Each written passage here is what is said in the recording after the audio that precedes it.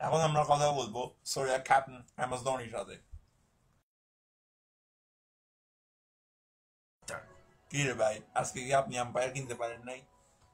আসলে আম্পায়ারকে বিকাশে 5 লাখ টাকা পাঠাইছিলাম, কিন্তু আম্পায়ার শালা 5 লাখ ফার্স্ট টিয়া বেশি চাইছে, তাই আর কিনলাম না আর কি। Key to success.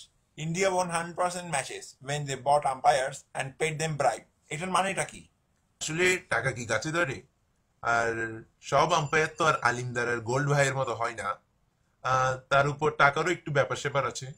তো ধোনি ভাই আর ধোনি নাই, বাসায় যান, টাকা পয়সা কামান, বুড়া হয়ে যান, তারপর আর খেলিয়েন না। বউ বাচ্চাকে সুখে রাখবেন, কিন্তু খুবই শোক। থ্যাংক ইউ ভাই আপনার সময় দেওয়ার জন্য।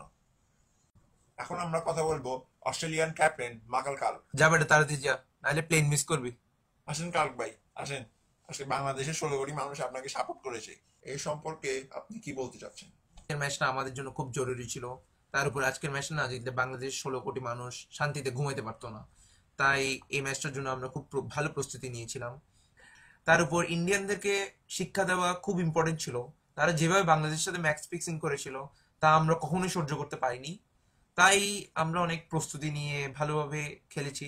আশা করি আপনাদের ভালো লাগবে, ভালো লেগেছে। ধোনির মতো সোরদের একটা শিক্ষা দেওয়া উচিত ছিল।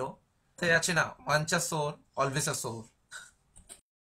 আচ্ছা কার্ক ভাই, সুখে থাকবেন, বউ বাচ্চাদেরকে সুখে রাখবেন, আর আপনার সাথে ফাইনালসে দেখা হবে। लूंगी तुले सब कड़ी दिल दूर सुरैया भाई ये तोरा पंड गेली दूर मोरा टिले लई दई ये तो सोरा सुरैया भाई सुरैया भाई